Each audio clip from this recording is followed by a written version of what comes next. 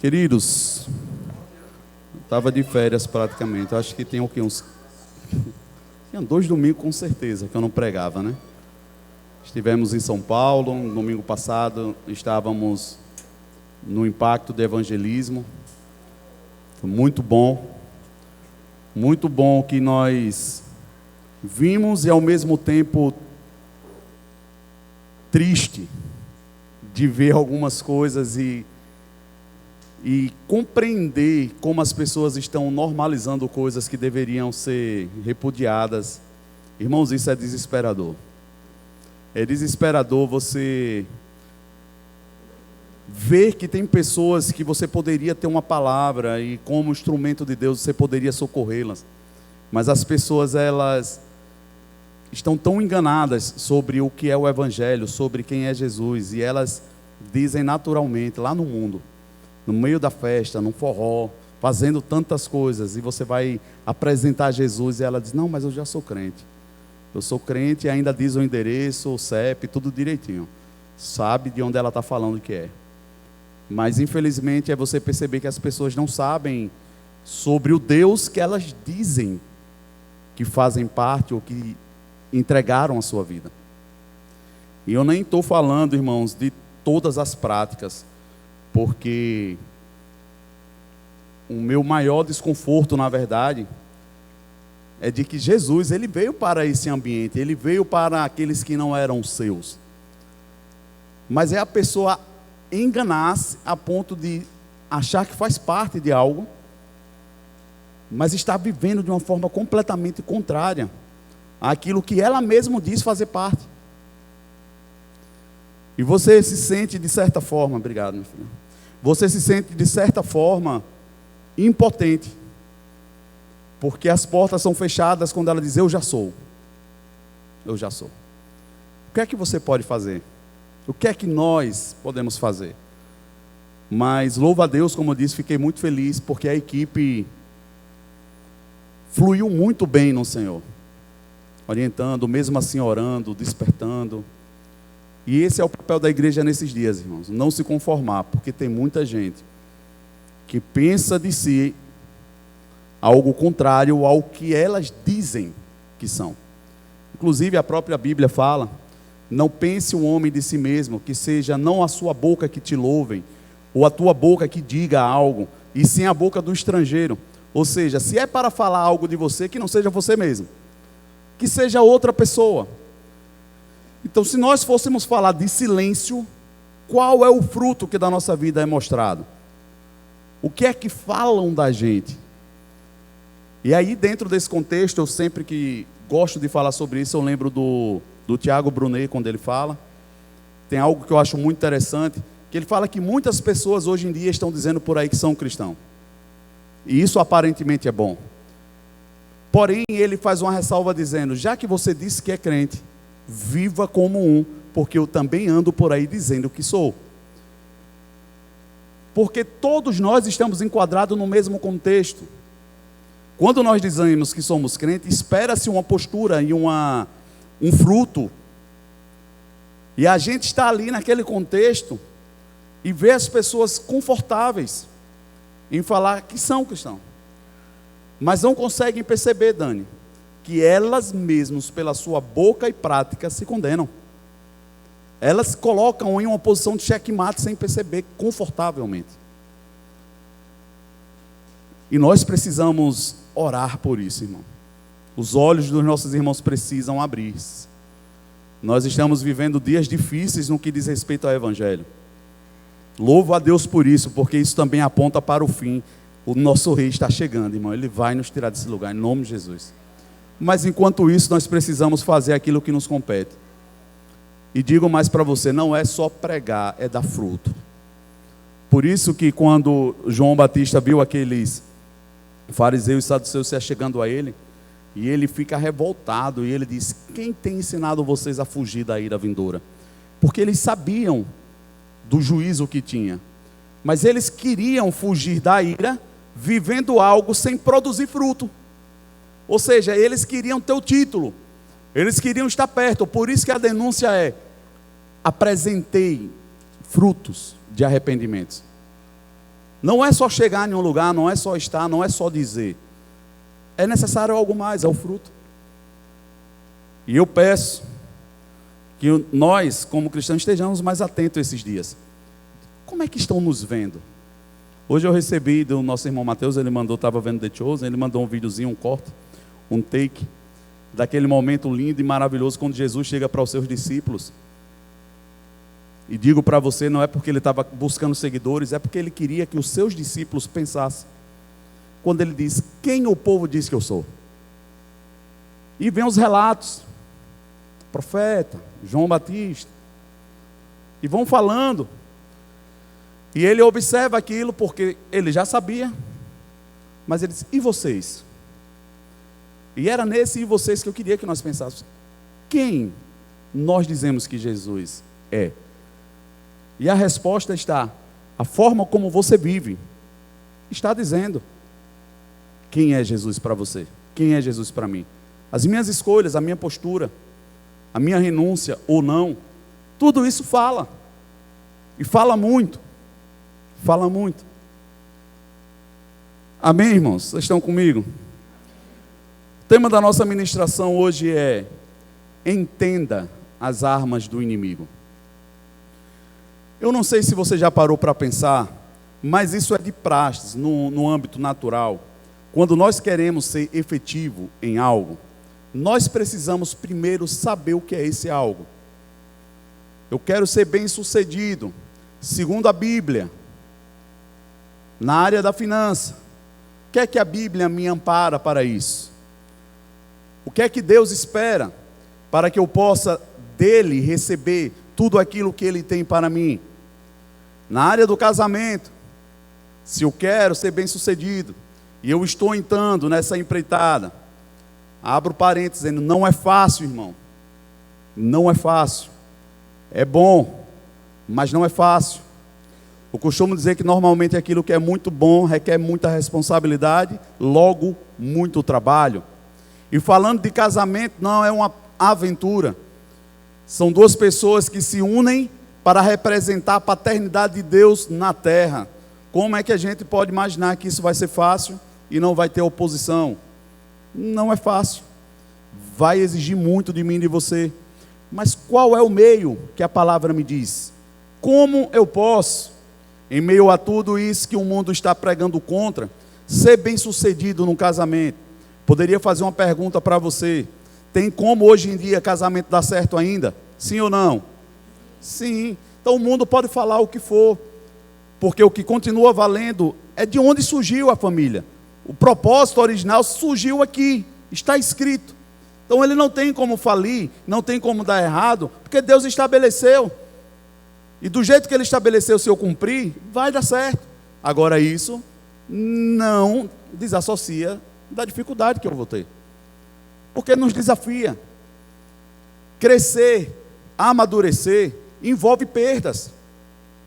Primeira coisa que nós precisamos pensar quando nós queremos amadurecer e crescer, é saber que isso está diretamente ligado a perdas.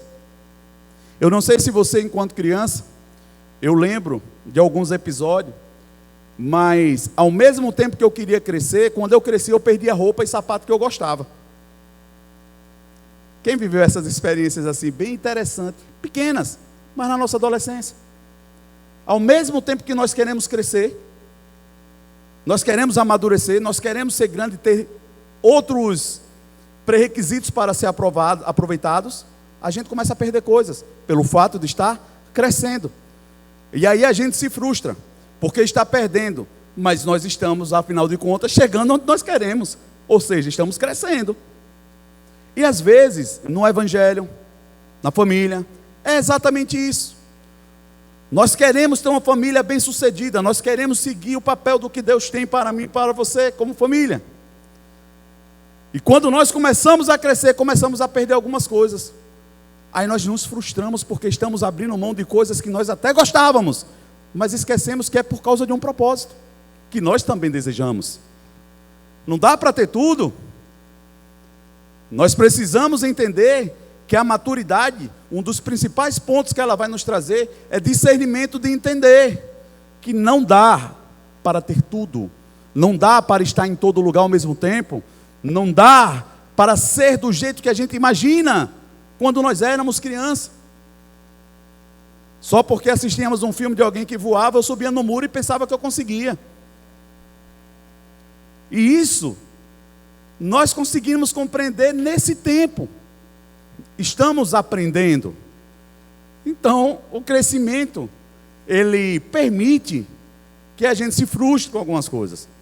Que a gente perceba que algumas coisas não eram do jeito que eu imaginei. Que a gente perceba que, ainda que eu tenha me casado apaixonado com a mulher que eu queria, ou com o homem que eu queria, glória a Deus, mas eu não sabia que mesmo assim, mesmo com toda a paixão, eu ia ter dificuldade. E isso termina, se nós não tivermos cuidado, nos frustrando. Porque nós queremos, na verdade, tudo do bom, mas desassociando da responsabilidade que isso tem. Inclusive hoje, para dizermos que em Cristo nós temos vida e vida em abundância, custou a vida dele. O interessante, né? Custou a vida de alguém num ato de muita responsabilidade para cumprir todo um projeto, para no final das contas, se nós olharmos de uma forma limitada, para ele voltar a ter o que ele já tinha. Pare para pensar. Se você não se incluir no projeto de Jesus, para Jesus não valeu a pena. Porque ele abriu mão de algo, para no final das contas ter de novo. Mas para ele valeu muito, porque no final das contas ele não voltou sozinho. Ele abriu um caminho para que eu e você pudesse viver disso também. Mas do que é que eu quero dizer disso também? Da capacidade e maturidade de aprender a renunciar. Eu vou dizer de novo. Irmão, quer ver uma pessoa madura? É uma pessoa que está pronta para renunciar, para que outros sejam alcançados. Maturidade. É você lidar com a sua dor, para que outros venham usufruir de coisas que você já está vivendo. Aí você abre mão um pouquinho daquilo, sofre mais, para acrescentar pessoas e você voltar a ter o que você já tinha antes. Posso ouvir um amém, irmão? Só quem está entendendo, diga amém. Isso é maturidade, irmão. Por isso que muitos não alcançam o que o Senhor tem e espera. Porque na matemática, sem incluir o projeto de Deus, parece que nós estamos perdendo. Porque nós vamos sair de um lugar de conforto que nós estamos bem, para acrescentar pessoas que parece que não querem, e depois de eu sofrer, nós vamos voltar para o mesmo lugar. Mas você nunca volta sem algo que Deus tem para os que acreditam nesse projeto. Porque Jesus, ele já tinha um nome, mas não um nome sobre todo nome. Porque o Senhor, ele sempre tem um plus para aqueles que confiam e se entregam até o fim, irmão. Sempre vai ter algo que homem e nem ninguém pode dar. Está reservado para aqueles que confiam até o fim. Pastor, o que é que seria? Não sei. Para Jesus foi um nome que está acima de todo o nome. Aí eu fico imaginando como é que Deus tem uma capacidade nele mesmo de criar e dar coisas que seriam inimagináveis. Inclusive eu penso que até para o próprio Jesus, porque ele já estava com o Pai. Aí ele volta para o Pai, mas o Pai disse, mas só porque você acrescentou mais pessoa, você não volta do mesmo jeito, eu vou te acrescentar algo mais. Maturidade. De você sofrer um pouco mais, de você não esperando aquilo que está em troca, apesar de que Jesus sabia o que estava proposto, mas proposto dentro do contexto daquilo que ele esperava de alcançar, que era a minha e a sua vida. E ele chega lá e volta para um lugar muito mais sublime do que ele poderia ter. Por isso que ele bate no peito e diz assim, você vai fazer obra maior. Em meu nome, você vai poder fazer. Por quê? Porque difícil é quem faz primeiro, irmão. Mas quando nós temos um modelo a seguir, fica mais fácil. É triste quando, não sei se você também já viu isso, é de praxe em empresa, você criar um modelo que passa a funcionar dentro da empresa. Aí talvez você saia da empresa e um dia você descobre que aquele modelo que você deixou, alguém colocou um S a mais, mudaram o nome e atribuíram a honra a outra pessoa. E você, poxa, caramba, velho, nem para me dar pelo menos honra daquilo que eu sofri para fazer. Porque nós estamos criando expectativas assim. Mas Jesus, ele não teve medo disso. Ele disse assim: olha, pode pegar o meu nome, e eu espero e creio que você pode fazer muito mais a partir de mim. Pode ir, cresça, pode avançar. Esse é o desejo pleno de quem sabe o que está fazendo em Deus. É não limitar as pessoas, é dar oportunidade que elas vão mais longe. Cresça, avance. Com isso, se nós entendermos bem, não teria no nosso meio disputa, guerra e contenda. Nós entenderíamos como corpo que o propósito é um ajudar o outro para que seja bem sucedido e vá mais longe. Avance. Mas por que, Paulo, que as pessoas se confundem e entram em contenda ou atritos? Porque não discernem o propósito pessoal que Deus tem para cada um, começa a desejar o do outro. E quando o outro começa a chegar, eu quero o que o outro tem, eu quero chegar naquilo, e começa um ambiente de desgaste. E aqui, irmão, é onde a gente começa a perder. O nosso adversário, ele só espera isso para ser convidado. Insatisfação e murmuração. E quando isso começa a acontecer, você vai perceber que não é só no ambiente de igreja, é no trabalho, é na família, é em qualquer lugar que você estiver, que você acha que o outro está recebendo, na verdade quem deveria receber era você. Você tem mais méritos para receber. E eu compreendo, eu entendo bem isso. Já passei por essas áreas também. Mas eu também precisei aprender que é normal a gente agir imaturamente quando somos imaturos. É normal. O que não é normal é a gente achar que já amadureceu e não voltar para consertar as coisas de criança que fizemos lá atrás. Isso não é normal. Eu posso ouvir um amém, irmão? Eu vejo muitas pessoas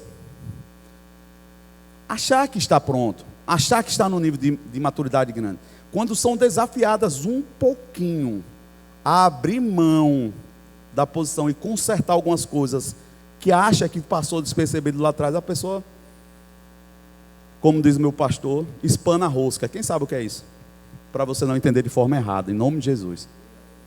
Espanar a rosca é quando você bota uma porca num parafuso e quando você vai apertar para ele chegar no ajuste que você espera, ele passa direto, fica rodando.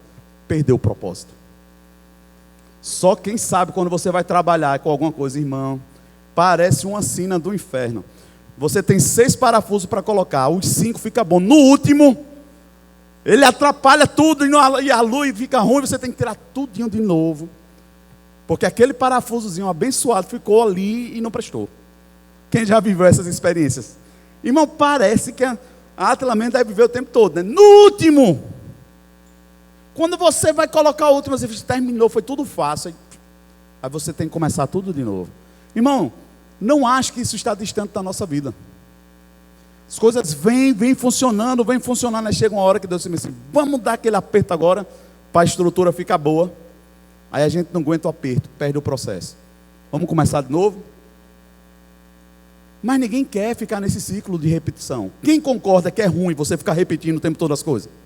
É ruim, irmão. Até para você responder para uma pessoa uma pergunta 3, 4 vezes a mesma coisa, você já cansa. Satanás sabe disso. Ele sabe que se ele repetir o ciclo 2, 3, 4 vezes, ele vai te cansar, vai fazer você naufragar na fé. Ele vai fazer você desacreditar do processo. Quando na verdade nós entendemos que o processo não está avançando, porque eu não estou dando condição de sustentar o que o Senhor confiou para mim. Posso ouvir um amém? Aleluia, está um silêncio bom de pregar hoje. Falando do que eu disse no início, quando você vai ver, isso é muito bom de você ver no jogo de voleibol. Eu passei a gostar mais de vôlei porque o futebol começou a me deixar muito frustrado. Não dava para gastar meu tempo vendo aquelas coisas ali. Eu disse, eu vou torcer por quem ganha.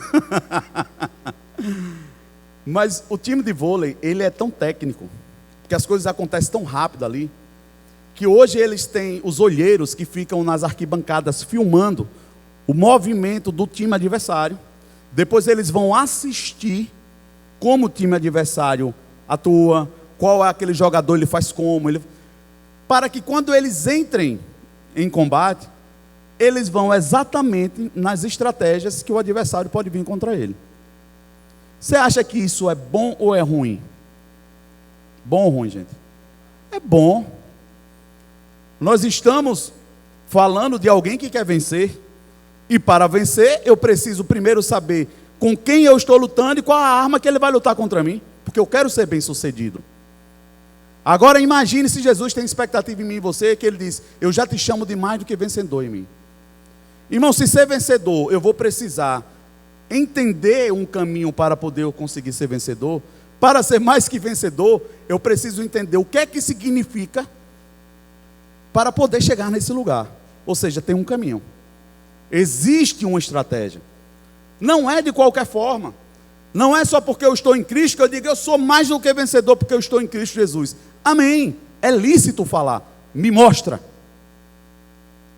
Ou você acha que você consegue chegar em qualquer lugar na rua ou em casa dizendo, ganhei na Mega Sena. Tu acha que o povo vai ficar feliz porque você ganhou? Ele vai dizer, não, eu quero dinheiro. Cadê? Mostra para mim.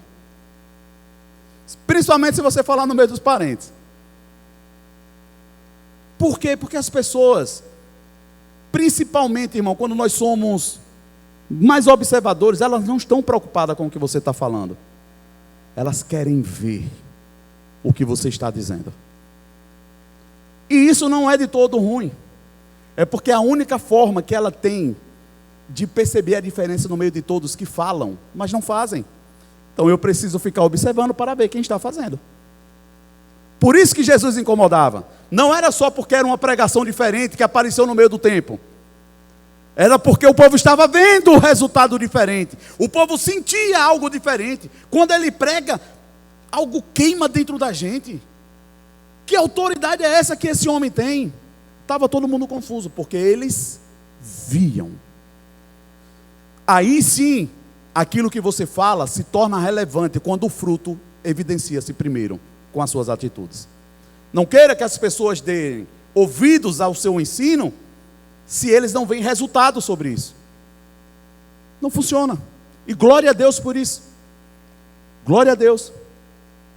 Porque senão, irmão, qualquer evento de doutrina, que infelizmente termina acontecendo, mas todo mundo seguia. Qualquer modelo que se levantasse, seguia. Aí o próprio Jesus adverte, olha, no final do tempo vai vir muita gente falando, eu estou aqui, eu estou ali, mas não saiam. Não saiam por quê? Porque você já sabe. Se eu já estou te avisando, não saia, porque eu não vou estar nisso.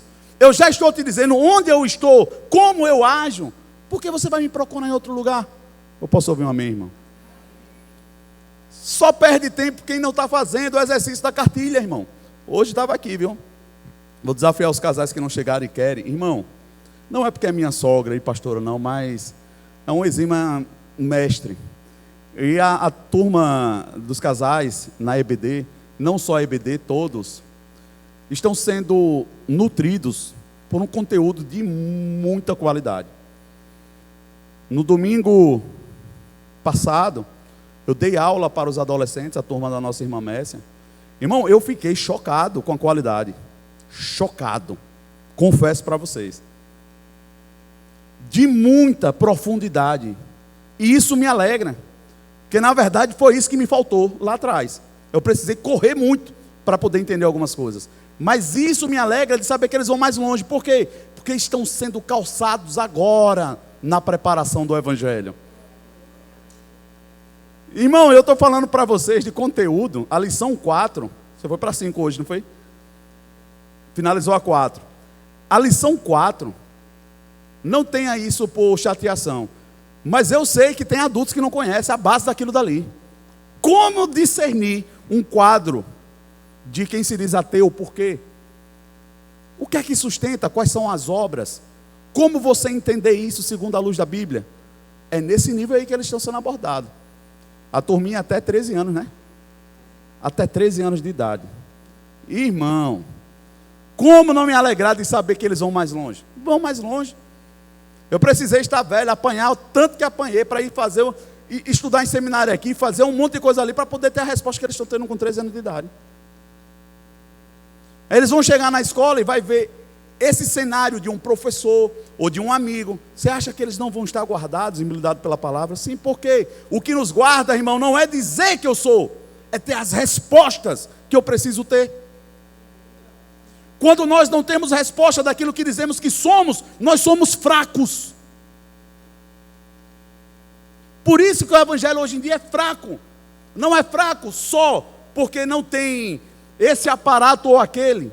O único motivo é porque as pessoas não conseguem dar resposta sobre si. Imagine sobre Jesus.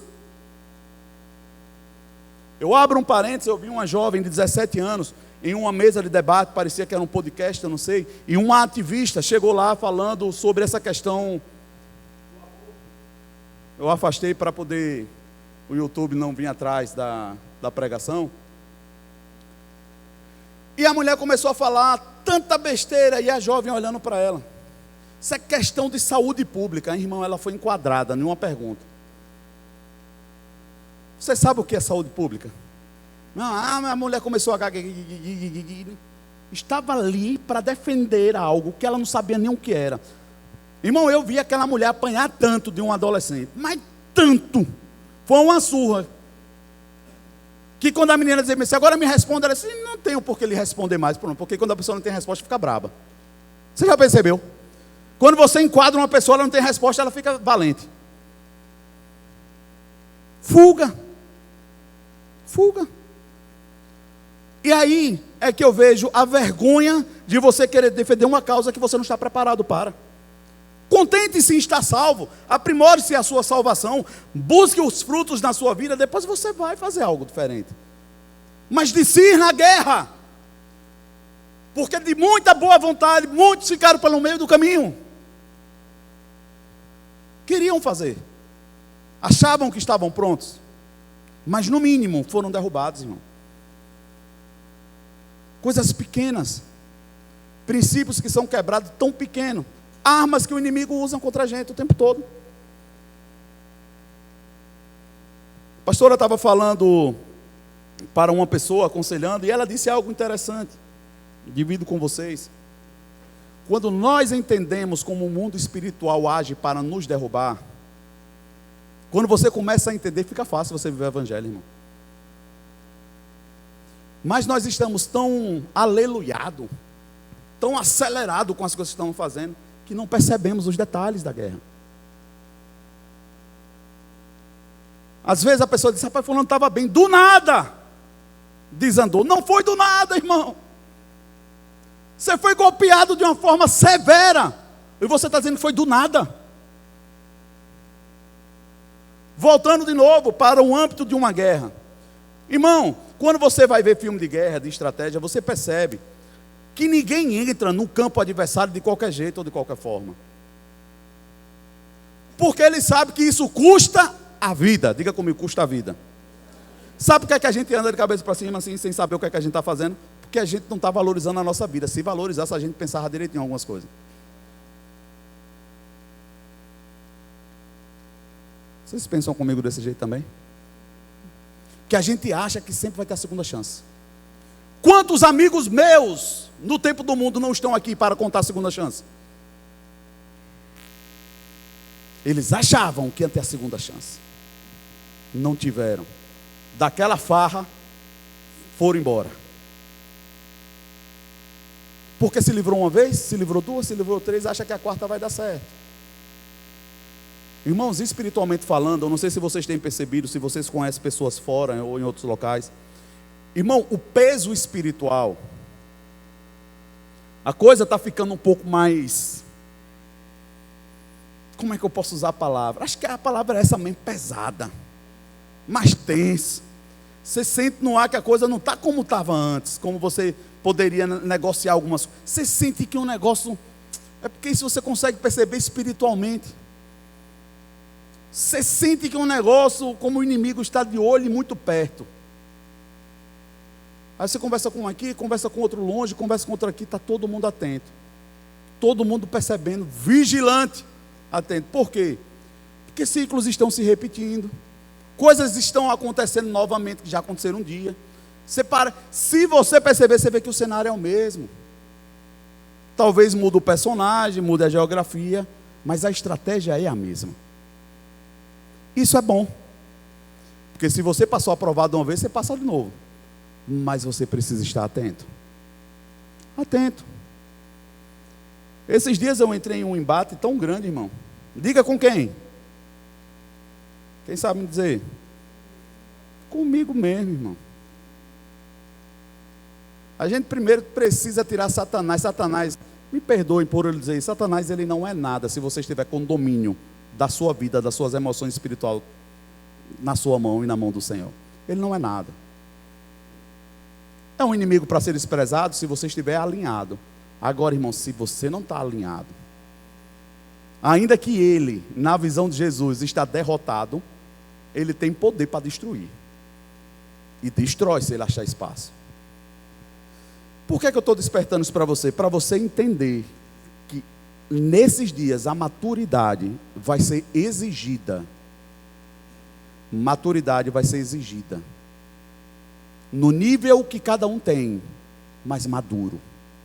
Não vai dar para se embaraçar.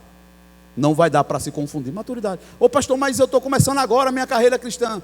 Na sua medida. Na sua medida. Aleluia.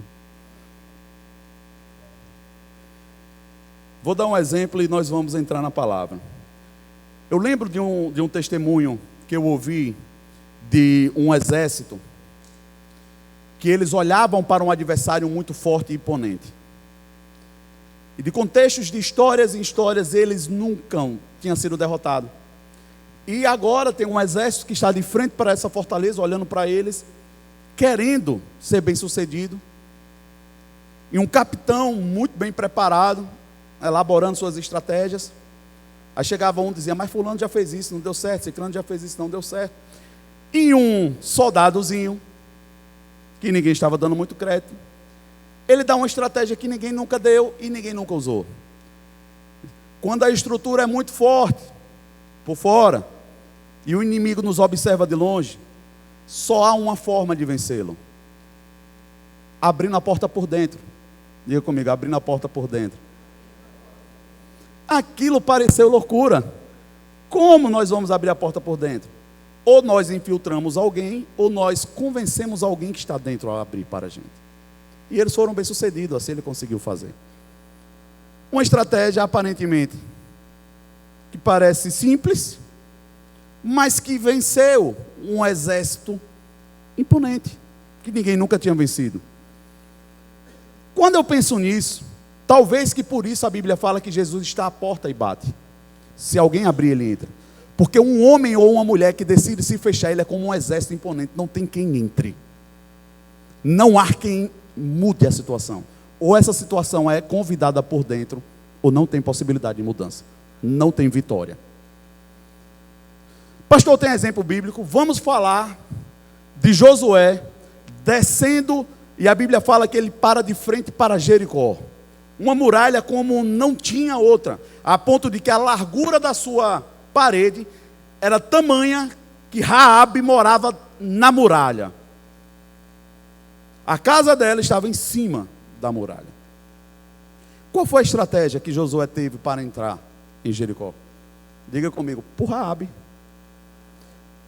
Quem é Raabe? A prostituta, as nossas áreas de vulnerabilidade.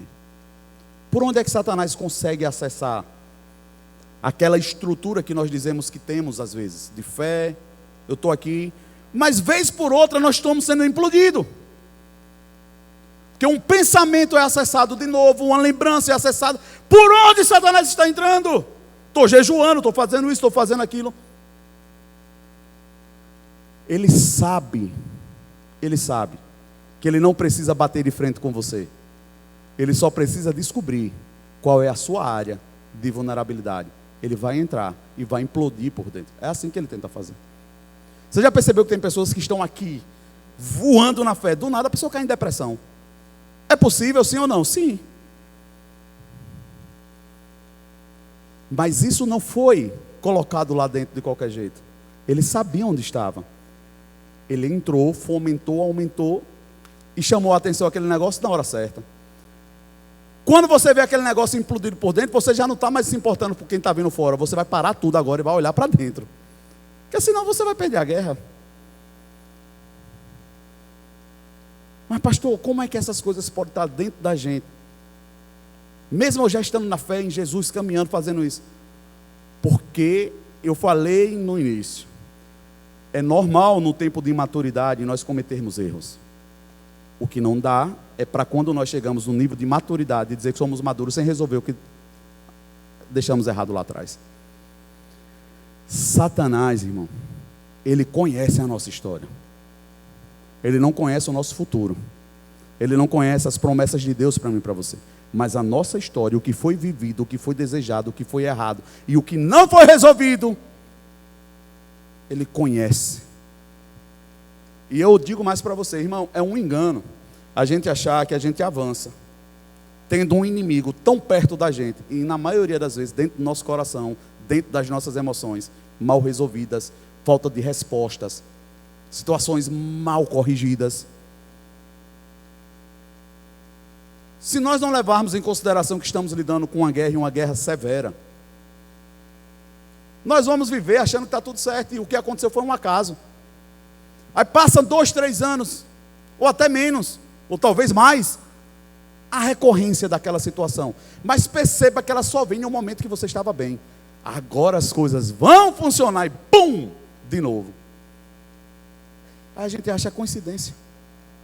Não é, irmão, é estratégia de guerra. Todo mundo diz que estamos em batalha. E estamos. Mas não para saber quem é mais forte ou mais fraco. É uma batalha de quem decide consertar ou não. Porque mais forte nós sabemos que é o Senhor. E se você não sabia, fique sabendo em primeira mão. Ele não está disputando força com Satanás. Satanás é um inimigo derrotado, vencido. Que inclusive, no final das contas, o último suspiro, Jesus, com a boca, um sopro, vai aniquilar ele. Então nós estamos falando de alguém que não entra em consideração. Mas se ele tiver algo na minha e na sua vida, irmão, que é dele, aí é um problema. É um problema. Tem um livro que eu li, muito interessante, de um pastor que era muito bem sucedido, viveu longas datas em seu ministério. Até que chegou um momento que surgiu uma conversa, uma situação. Dentro dessa conversa ele tentou sustentar outra situação, ele tentou resolver, remediar e foi negociando o conserto. No final das contas chega à conclusão que aquele cara tinha se tornado um personagem, nem ele mesmo sabia disso. Não tinha fundamento para tudo que ele estava vivendo, fazendo, não tinha base. Ele se tornou um personagem. Pastor, é possível me tornar um personagem? Se nós não tivermos cuidado, sim. Decoramos o endereço da igreja, decoramos as orações, decoramos algumas coisas, achamos que está tudo certo e vamos fazendo desse jeito. Irmão, não se contente em sua vida não dar fruto. Porque o quem diz quem você realmente é, onde a sua raiz está, é o fruto que você está dando. Achar que você está fazendo muito ou muito bem sucedido, a coisa está dando certo, não é um bom parâmetro. Sem contar que o testemunho interior ele é verdadeiro e nós sabemos quando o Espírito Santo está aprovando ou não. Porém, a própria Bíblia fala que é possível apagar o Espírito Santo de Deus. Se é possível apagar, está dizendo que eu consigo continuar uma carreira silenciando a voz do Espírito Santo me conduzindo. É possível. Quem é o mais interessado nisso? O nosso inimigo, irmão, que sabe qual é a estratégia. Existe uma lei que nós falamos no aconselhamento na área da libertação, que é a lei da mordaça. Se Satanás te provocou algo e você calou, ele sabe que ele ganhou. Por isso, e não só por isso, que Deus estabelece um período para você se irar, um período para você falar, um período para você confessar. Não deixe que o sol se ponha sobre a sua ira. Porque ele sabia que era possível, mas ele sabe que se você guardou aquilo, guardou no outro dia, ele disse, opa, começou a crescer, agora é uma raiz de amargura, não é só mais um problema. Mais cedo ou mais tarde vai dar um problema. Ele sabe que quem silencia, ele não precisa mais convencer, ele só precisa se afastar e olhar. Quanto mais a pessoa demora a resolver, maiores espaços ela está dando para que o adversário entre e faça o que quer. Quem está entendendo, diga amém. É possível a gente estar em Jesus e ter traumas na nossa vida, ter carências na nossa vida, ter medos? É possível, irmão. Sim, é possível. Agora, uma coisa que eu também vou dizer: é possível você expor essas situações a Jesus e você ter resposta e você ser livre disso. Sim, é possível. Se você não sabia, eu vou te dizer porque é que Jesus, ele, quando está falando com seus discípulos, ele disse: lá vem o príncipe desse século. Ele fala algo a mais depois disso. Ele fala o quê? Mas em mim, ele não tem nada. Aí as pessoas dizem: mas era Jesus, pastor, falando como homem, comissionado para uma obra, e o mesmo homem que disse: você vai fazer obra maior.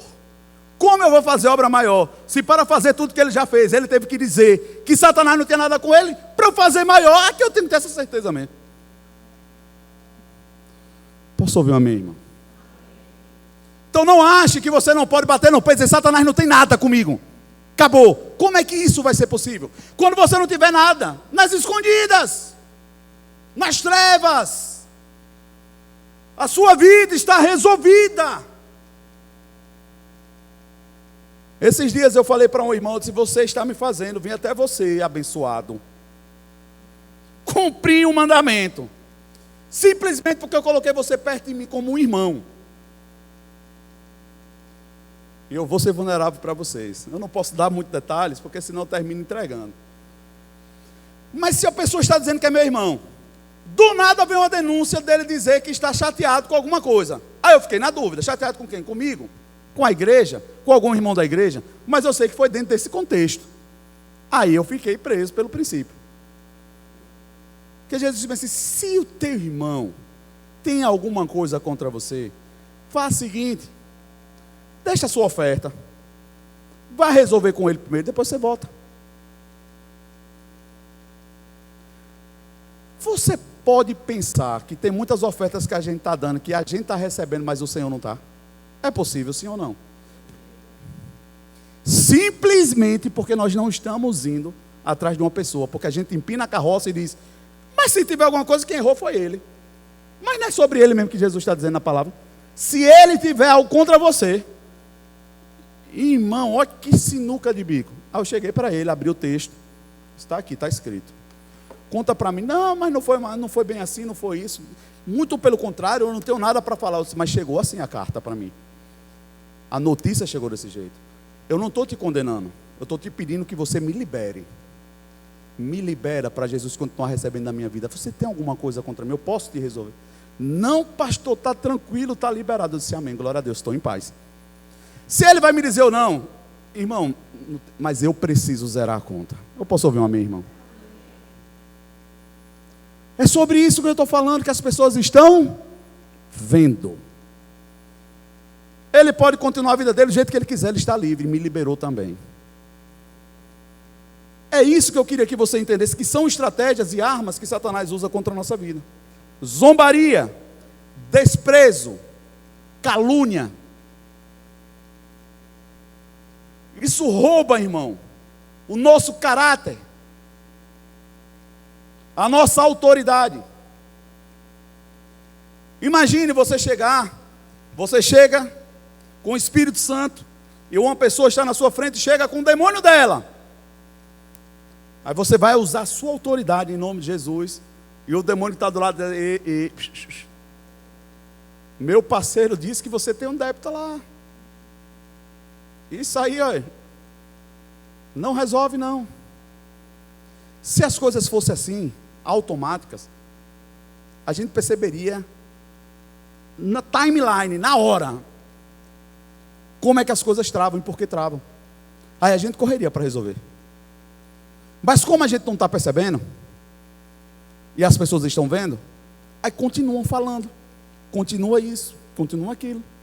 Pessoas que chegaram para a gente para falar, para que iam sair da igreja: irmãos, entenda uma coisa, se a pessoa não me contar, não me confessar, eu não vou tomar partido. Ainda que o Espírito Santo já tenha me falado algumas coisas sobre esse caso, ele me falou porque eu tenho intimidade com ele, mas eu não me mando falar nada. Eu posso ouvir a minha irmã? Você já percebeu que tem coisas que você fica sabendo, mas o Espírito Santo só está falando porque ele quer que você saiba, mas ele não está mandando você se meter? Posso ouvir um amém? Não confunda você ver com resolver. Tem coisas que ele só está te mostrando.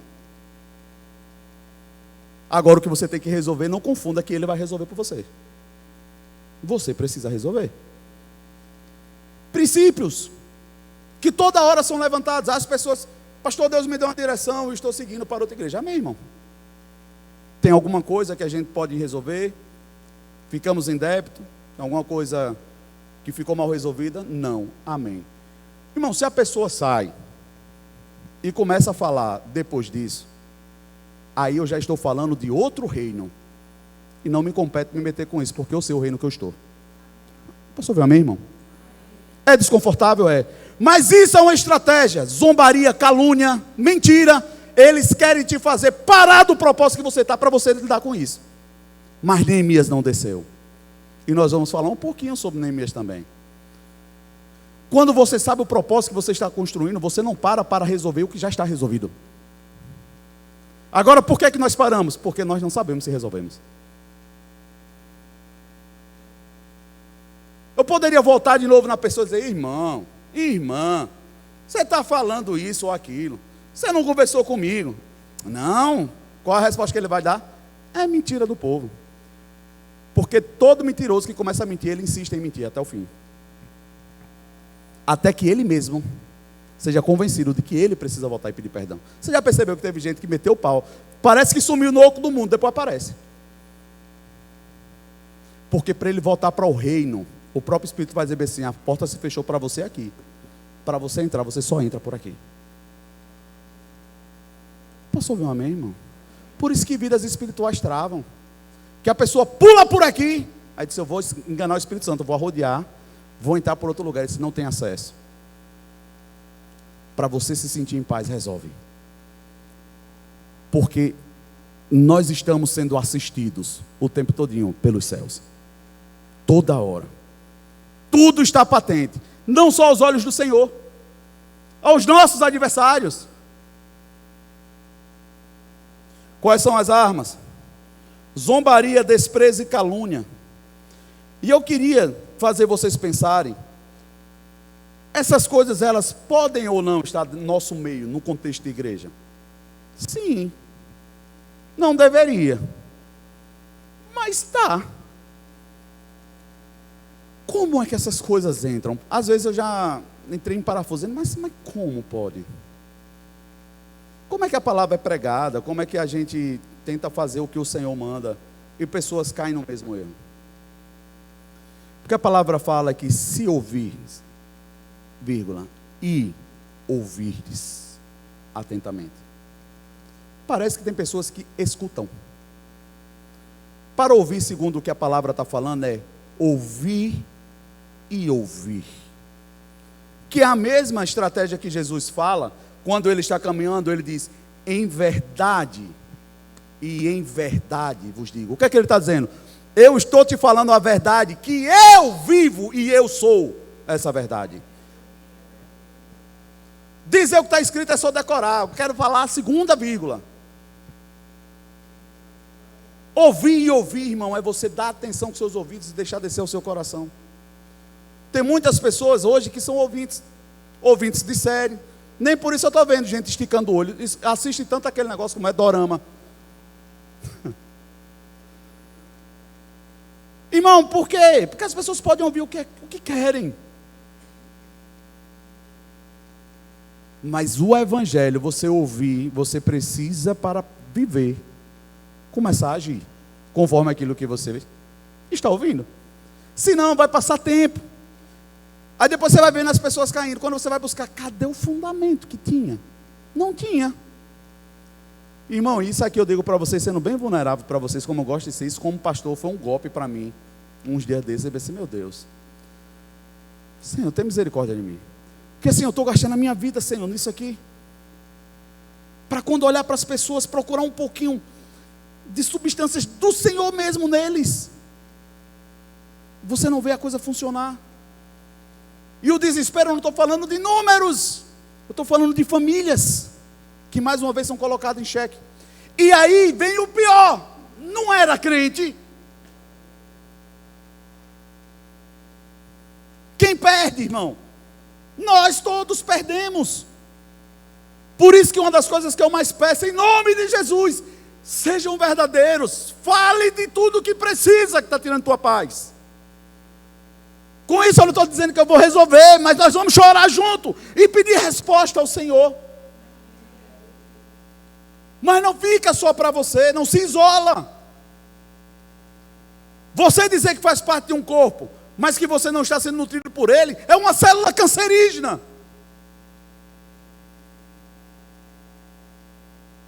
Nós precisamos urgentemente viver a bondade do Evangelho. Desfrutar disso. Olhar para nossos filhos ou parentes e dizer assim, é possível sim. Ah, mas fulano fica, não olha para mim. Coragem de viver o Evangelho. Mas como eu disse no início, isso vai custar muito. Atenção. Muito. Eu não sei qual foi um dos evangelistas que falou esses últimos dias, mas disse, antigamente as pessoas davam a vida pelo Evangelho. Hoje em dia as pessoas não estão conseguindo viver o Evangelho. Oh, que diferença. As pessoas davam a vida. Sabe por que eles davam a vida? Porque o que queria que eles fizessem era negue que Jesus ressuscitou. Como negar o que você viu? Sabe por que você nega o Evangelho? Porque você nem sequer viu isso funcionando na sua vida. Quando você vê funcionando na sua vida, quando você vê as coisas respondendo, quando vierem contra você, você vai dizer, você faz prova do Senhor. Deixa eu orar por você. Todo mundo orou, não funcionou, eu oro agora. Deixa eu orar por você, deixa eu botar a mão na sua cabeça, vem cá. Ousadia, irmão, em nome de Jesus. Precisamos extrair isso, gente, para a igreja de novo. Ousadia, mas ousadia vem com responsabilidade. E para eu ter responsabilidade, eu preciso estar maduro. E para eu ficar confortável como maduro, eu preciso resolver as coisas de menino. Aleluia. Irmãos, tudo é sobre crédito. Tudo é sobre crédito. Quando você parar para pensar comigo, Jesus veio fazer o que na cruz? Tem uma palavrazinha bem clara que nós falamos o tempo todo. Não foi que Jesus veio fazer? Eu quero ver quem fala. Hã? Morrer. Mas morrer por quê? Ele veio pagar. Ele veio pagar um preço. Sim ou não? Se ele veio pagar um preço que eu e você não conseguia pagar, tinha um crédito de injustiça sendo cobrado. Sim ou não? Irmão, tudo aquilo que não está resolvido está sendo cobrado. Ainda que você não tenha visto. Está sendo cobrado. Vou te dar outro exemplo. É possível você ter uma dívida. E as pessoas, os credores, as pessoas não te acharam ainda. Mas isso não diz que resolveu. A coisa está correndo. Chega uma hora que, rapaz, vieram agora tomar. Agora? Te acharam agora. Chegou o tempo agora. Se a palavra fala que para eu ser salvo, eu preciso crer, ter fé. O que é fé? Me ajude, gente. A certeza. Não é na base da dúvida, eu tenho certeza. Mas tem outra palavra que eu queria despertar para vocês. É o firme fundamento. Irmão, se está falando de fundamento, está dizendo que eu estou entrando, lançando alicerce. Nesse fundamento eu posso construir. Nesse. A partir da fé eu tenho que construir. Amém. As pessoas entendem isso. Mas o salmista fala em Salmos, no capítulo 11, o verso 3, que destruído, pois, os fundamentos, o justo não poderia fazer nada. Parece que é uma guerra sobre onde está construído algo. A pergunta é possível parte da minha vida estar sendo construída com princípios cristãos e por isso estão dando certo e outras não? Sim ou não, gente? Sim, irmãos. E glória a Deus que a maioria está dizendo sim, porque tem muita gente que acha que não. Porque estou em Cristo, nova criatura eu sou, tudo velho passou. E agora eu estou firme nesse fundamento da fé. Isso é uma verdade, mas não é o todo. Porque se fosse assim, todo mundo que aceitava Jesus, as dívidas zerava, tudo que estava no problema, acabou, deve mais nada. E por que continua sendo cobrado? Porque os problemas continuam, porque dificuldades continuam. Porque o que aconteceu, irmão, foi espiritual. E agora a Bíblia está dizendo que a partir desse princípio espiritual que tem um fundamento, eu posso começar a construir uma nova história. A partir desse fundamento. Por quê? Os fundamentos estão destruídos. E ainda que eu seja justo, eu não consigo resolver. Eu falei isso para um irmão, é tão interessante isso, que a Bíblia fala, se você não conhecer o contexto, que a oração do justo pode muito em seus efeitos. Mas aqui está dizendo que, destruído os fundamentos, o justo não pode fazer nada. Ou mas a Bíblia não disse agora que a oração dele pode. Ei, deixa eu te dizer que a oração, nesse sentido de fundamento, não adianta você dizer, haja fundamento. Não, irmão, não vai funcionar. Precisa ter coragem para corrigir. Precisa ter coragem para, a partir do reino da verdade, você admitir perdas, erros, vergonha. Por isso que a Bíblia fala, tome a sua cruz e siga-me. Vergonha é onde você vai cravar na cruz e dizer assim, acabou, agora está zerado Satanás dos infernos. Foi ali onde Jesus disse, quando ele cravou que o sangue verteu, ele disse, Satanás, ele tomou a chave, perdeu sua autoridade. Você pode fazer, quando você cravar na cruz, você toma da mão dele, você acabou, você não me acusa mais. É isso, é sobre isso. Isso é evangelho. É onde você entende que o princípio está sobre qual fundamento eu estou construindo. Qual é a base do que eu falo que eu sou? Com que fundamento? Neemias, no capítulo 2, o verso 5, 7, a palavra fala bem assim, que Neemias respondendo. Quem não está vindo na quinta-feira, irmão, em nome de Jesus, se esforça. Quem já não veio, assiste o 1 e o 2 no YouTube, já está lá. Para na terça-feira você vir e entender o que está sendo construído. Na quinta-feira, perdão. Estamos falando sobre reedificação dos muros, com muita base em princípios, que quando nós entendemos, as coisas ficam mais fáceis. Aí Neemias está aqui, eu respondi ao rei, se for do agrado de quem? Do rei. E se o seu servo puder contar com a benevolência do rei, que ele me deixe ir à cidade de Judá, diga comigo, um local. Com a benevolência do rei, que ele me deixe ir nesse local, Judá. Que local era esse? Onde os meus pais estão enterrados. Opa, não é qualquer lugar, tem uma história. Posso ouvir um amém? Para que eu possa reconstruir. Então o rei, que eu acho muito interessante isso aqui, vírgula, com a rainha sentada do seu lado. Irmão, isso aqui é lindo de ver. Não era qualquer reinado, era um reinado completo, onde a mulher estava do lado, irmão. Você vai ver em muitos reinos, que a rainha, para chegar na presença, inclusive a Esther, ela mandava chamar, precisava estender favor. Aqui a rainha está sentada do lado. E parece-me que era um dia comum, normal. Porque não estava acontecendo nada na história. Ele só chegou para apresentar, para dar um vinhozinho, e estava triste, o rei viu. A história está acontecendo nesse nível. Não estava tendo algo normal.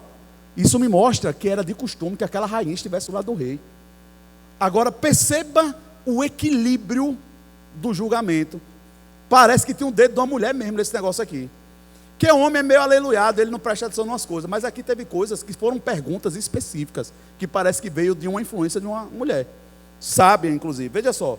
A rainha sentada ao seu lado perguntou-me: quanto tempo você vai levar a viagem? Homem não liga muito disso, não. O que é que tu vai resolver, rapaz? Vá, resolva logo. Quanto tempo é que vai demorar a viagem? Interessante essa pergunta. Quando é que você volta? Marquei um prazo com o rei e ele concordou que eu fosse. Irmão, quando você entender isso aqui, nos pormenores, existe favor e graça de Deus para um local por um tempo específico. Quando você entende essas coisas, quando Deus te favorece, Ele está te dando um tempo para você resolver. Não ache que Deus é besta. Ninguém engana o Senhor. Aí a gente diz, entendi o que eu tenho que fazer. E deixa os dias correrem. Irmão, isso custa caro. O Deus diz, eu entendo, sei o que está acontecendo, beleza.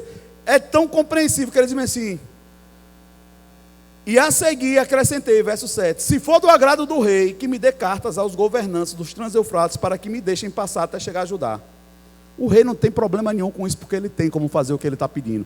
A única coisa que o rei pediu foi, quando volta? Posso ouvir um amém, irmão? Parece que com Jesus é assim.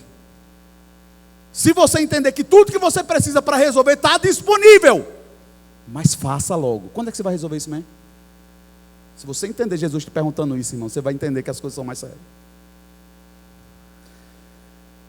Neemias, um judeu, na presença do rei, querendo vir para o exílio, o lugar de tragédia. Um lugar que representava a morte, onde os pais estavam enterrados. Mas ele entendeu que existe favor de Deus, justamente para reconstruir os locais onde meus pais não venceram. Eu vou dizer de novo. Irmão, a proposta de Jesus para mim e para você não é que você dê desculpa que você perdeu ou caiu porque não teve favor. Porque em Jesus nós temos favor para resolver e consertar justamente onde os nossos pais não venceram. Essa é a proposta.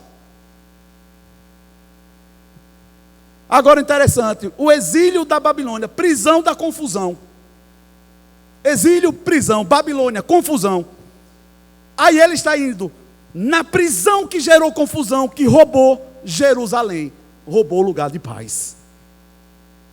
Eu vou tentar dizer de novo.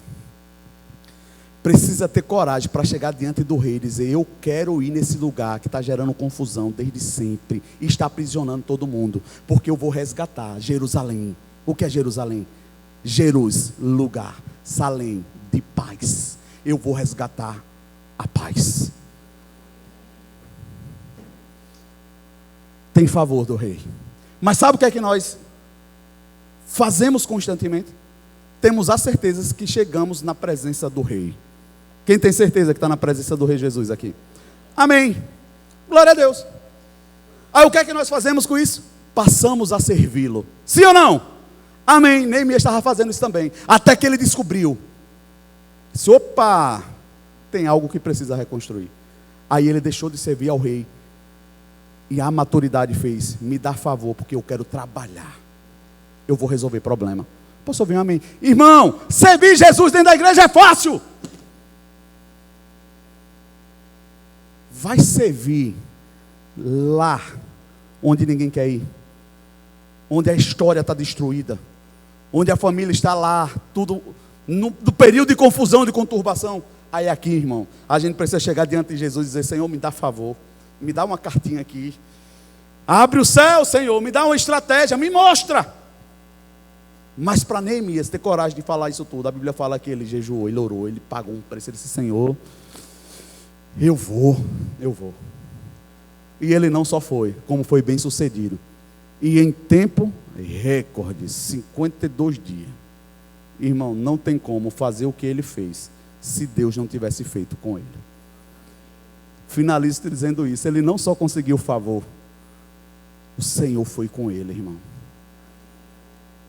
Ei, você não vai só. Eu sei que é difícil mexer em algumas coisas, porque já gera confusão, é confuso, é pesado, é desconfortável, lugar de tanta condenação. Mas o que é que nós precisamos saber? Eu sei para onde eu estou indo, sei quem me favoreceu e sei quem está vindo comigo. Se você tiver essas respostas, irmãos, a zombaria, a calúnia, a mentira não vai te fazer parar. Por que eu estou te dizendo que não vai te fazer parar?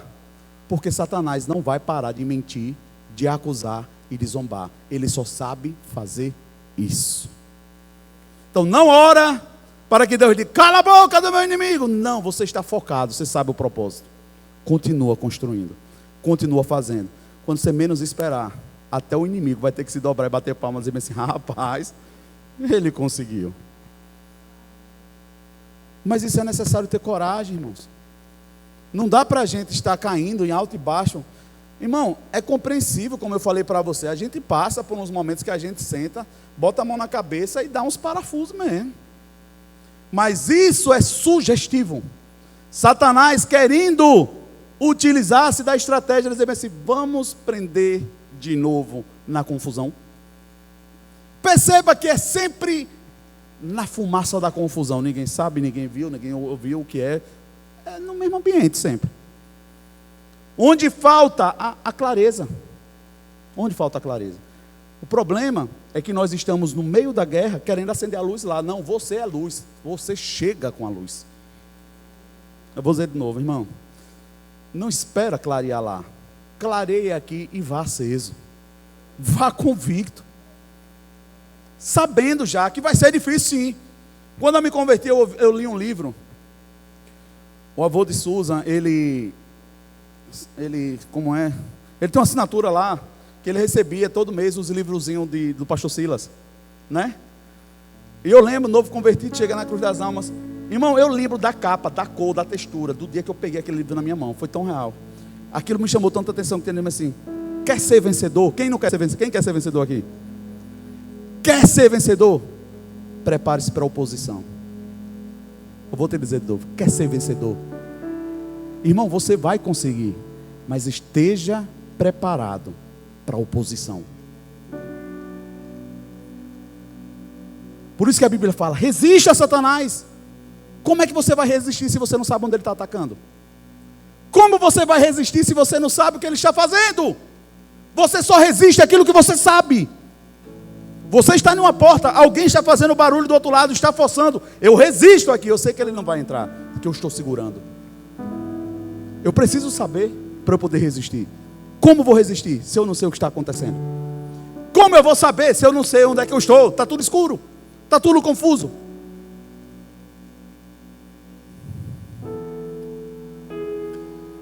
E aí eu vou dizer para você como é que isso pode acontecer dentro da igreja.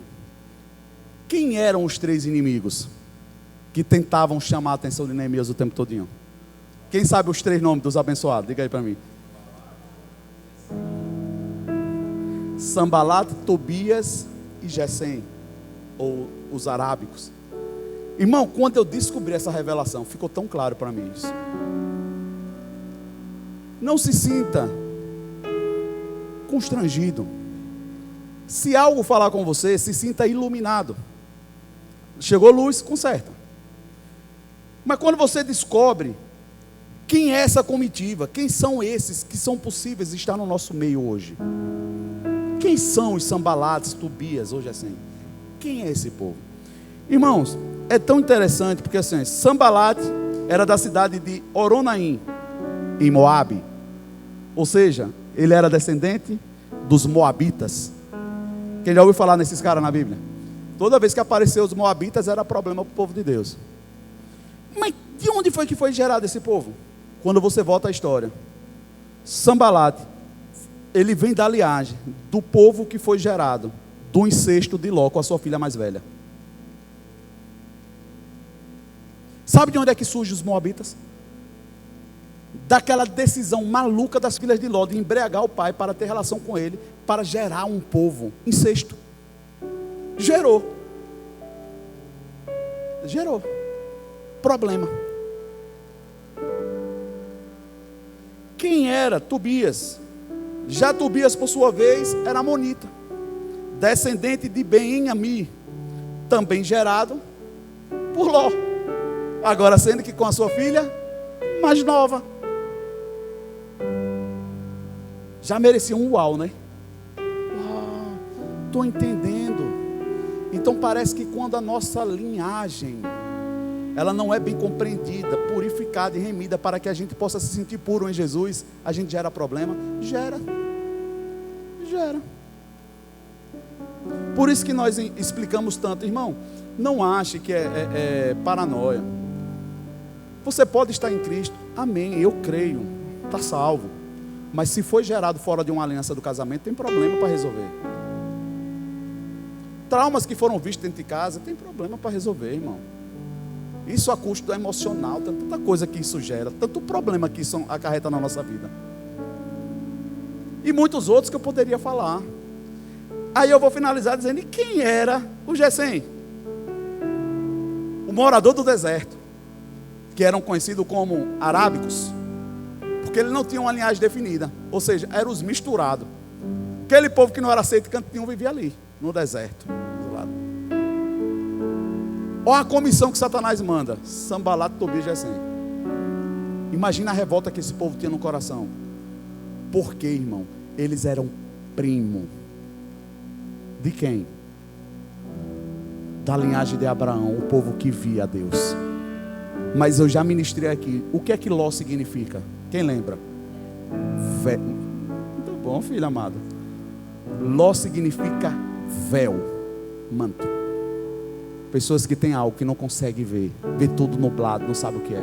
Por isso que a Bíblia fala que quando Jesus pagou o preço, sacrificou, a Bíblia fala que o véu rasgou de cima para baixo. É necessário que o véu seja tirado. Enquanto nós estamos carregando na nossa vida essa linhagem mal resolvida de problemas gerado lá atrás, como Ló, nós não vamos enxergar direito o que Deus quer. Mas pasme você, nós precisamos compreender isso. Por quê? Porque essas pessoas vão continuar chegando na igreja. O que não é compreensível é nós que já dizemos que estamos em Cristo, que somos o povo dele, que já conseguimos enxergar a promessa, está perdendo tempo ou se trocando por essas coisas, irmão. Não dá. Precisamos amadurecer, e isso exige uma responsabilidade.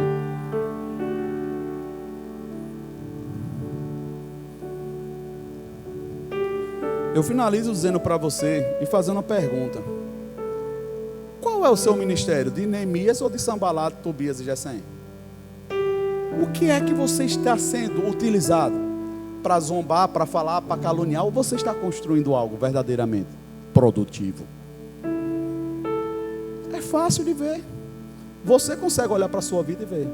E perceba que onde você não se dá por satisfeito, que você está julgando, que você está irado, está revoltado, existe alguma raizinha dessa daqui, mal resolvida. A briga até hoje, irmão, no Oriente Médio, é por questão familiar. Até hoje. Você acha que mudou? A guerra continua aonde, irmão? Dentro da família. Não foi por isso que Jesus disse que ele veio para trazer divisão. Aconteceria, ainda que a vontade dele não fosse essa. Mas quando Jesus chega em um local, irmão, quando os olhos é aberto para alguns, os que estão com os olhos entenebrecidos começam a zombar, a caluniar, começam a se levantar contra. Por isso que há uma divisão. Porque quando você começa a sair do meio das pessoas e começa a avançar, as pessoas começam a se ficar frustradas. Mas você já sabe que a estratégia vai ser zombar, caluniar, mentir. Mas se em você não for encontrado nenhuma dessas palavras, nenhuma dessas mentiras, será bem sucedida a sua caminhada, irmão. E mais cedo ou mais tarde eles vão querer se achegar a você e dizer assim: eu preciso dessa ajuda. O problema é que nós paramos para dar ouvido a essas coisas, porque nós não temos certeza se está bem resolvido no nosso coração. Por isso que eu digo que nós precisamos ir fundo nos fundamentos. Ixi, como é a nossa história mesmo? O que é? Como é que aconteceu? Tem curiosidade, irmão. Nós perdemos muito quando não conhecemos, não sabemos a nossa raiz. Por isso que eu digo, é normal no tempo de imaturidade a gente cometer erro. O que não deve ser aceitável é a pessoa chegar e dizer que é madura sem estar resolvendo essas coisas de menina ainda. Não dá para aceitar. Se tem uma coisa que nós desejamos, irmão, é que todos nós cresçamos e amadureçamos no Senhor. Esse é o desejo dele. Mas isso vai exigir de mim e de você andar sem véu. Vamos ser verdadeiro. Vamos usar o poder da verdade ao nosso favor. Pedir ajuda. E já me antecipo: irmão, eu não sei tudo. Graças a Deus por isso. Não sei. Mas Jesus sabe. Ele conhece a minha e a sua história. Por isso que Ele pode interceder por nós. Por isso que Ele é um advogado fiel. Mas, irmão, se é para dizer que é crente, vamos ser crente, verdade. Vamos viver enquanto há tempo de viver. enquanto há tempo. Você recebeu alguma coisa nessa noite? Não se permita viver enganado. Teve uma coisa, eu não vou abrir o detalhe, mas teve uma coisa que quando eu conheci da minha história, eu fiquei triste. Disse, puxa, como é que pode ter acontecido isso? Aí tentei colocar meu coração naquela situação, compreender a situação. Disse, não gostei não. Mas isso que eu estou falando para vocês, eu olhei de tal forma, eu não tinha gostado, mas eu não tinha compreendido, que eu não tinha processado direito. Como é que eu sei que eu não processei direito? É aquilo que eu repudio, eu passo a fazer. Aquilo que você não perdoa, você repete. E eu me peguei fazendo aquela mesma situação. Irmão, aquilo dali foi terrível. Eu, acenda a luz. Como assim? Não pode? Aí foi quando eu comecei a perceber, irmão, não é só desejo, vontade de dizer que é crente, não, é coragem. Romantizamos demais o Evangelho, mas é sobre quem tem coragem.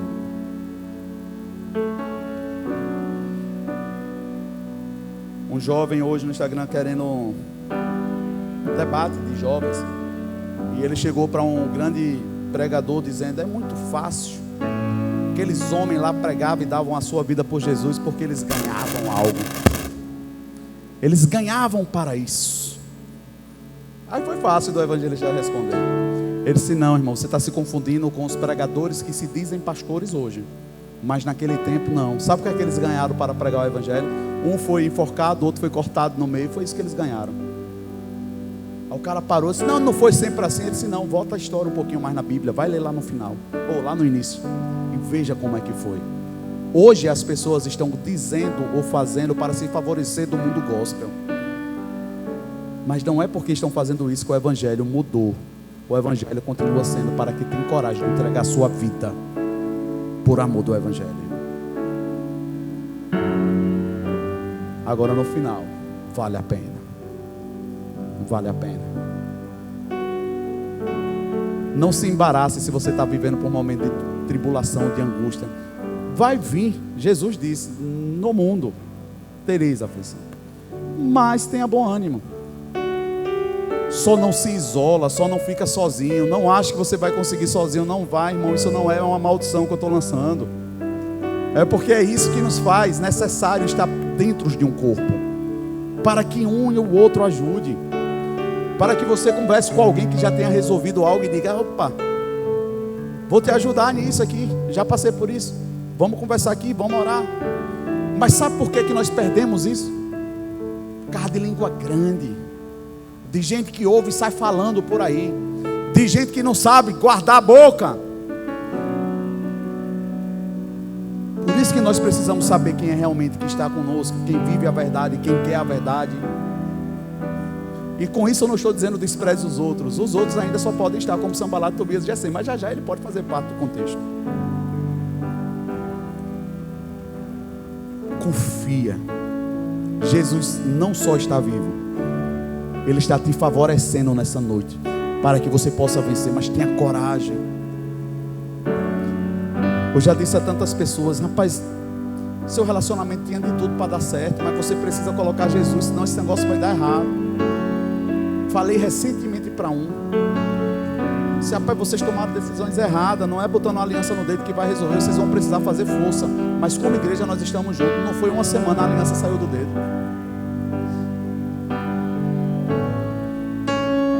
Tenha coragem, porque Satanás só tem a cara feia, mas no final, quando você vence, Jesus te entrega a coroa.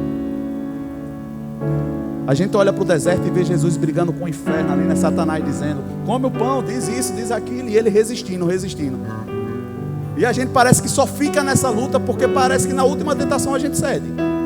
Porque com Jesus, a Bíblia fala, depois da terceira tentação, Satanás fugiu para esperar uma nova oportunidade, vírgula, veio os anjos e serviram Jesus. Irmão, quando você resiste até o final, os anjos descem para te dar o que você precisa. Toma, recebe. mas é necessário ir até o fim. Só ganha a medalha quem vai até o fim.